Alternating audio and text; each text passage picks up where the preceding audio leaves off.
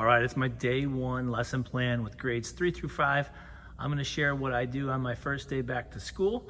I have this TV up on a cart, so you can see my cart here, and I can roll that around to wherever I'd like, but I use it right over here. Kids are going to enter the gym. They'll see that the sign says to go to the TV area, so they'll come over here where I will greet them and welcome them back to PE.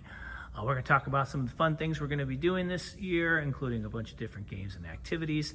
And the purpose behind it is to help keep our bodies active and strong so we can live a healthy lifestyle for the rest of our life. Now, I always start off with my start and stop signal, and for me, that's music. And the music is going to let the kids know two things. When it's off, that it's Mr. Graham's time, my turn to talk, give directions. They should stop activity and listen for what's next. And when the music goes on, then it becomes student time. The students are allowed to start their games and play the activity. That's the go signal. They can talk to their friends at that time. If they need to leave the gym to go get a drink or to use the bathroom, they do that anytime the music is on. Now, speaking of leaving the gym, anytime they need to go to the bathroom or to get a drink, they need to turn on one of our light switches. We've got two of them on the door, and those kind of serve as my bathroom pass.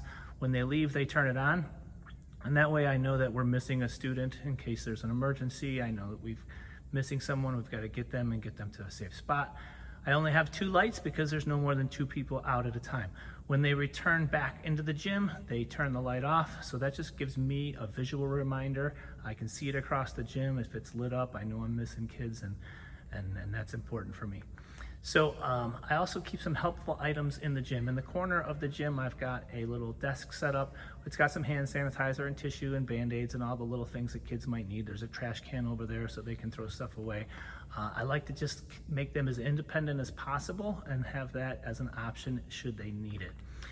And next to that desk, I have a second desk where they put any personal items that they don't want to get lost or broken. Things like glasses and jewelry and watches, stuff like that. That's a great spot to put it because it's right next to our exit door, and they'll have to walk past that table in order to leave the gym. And a lot of times they'll see it and be reminded to take it with them. Also, sweatshirts, jackets, if they wear one of those to school and they have it on during PE and they're getting hot and sweaty, a great spot to hang those up is on the hooks that are right next to that desk where they keep their personal items. That way, again, they walk past it when they have to leave and they'll be reminded to take it. It's really cut down a lot on our lost and found. Found that that's worked really great. And our focus today is going to be on finding a partner. So we're going to be playing an activity from Platform called the Partner Pair Up Challenge. Just a cooperative activity where everyone is going to get a marker and a sheet that looks like this. On our sheet, we've got a whole bunch of different tasks and challenges. There's some fitness activities as well as some skill-related activities. And then they're going to go and find a partner to go do those different activities with.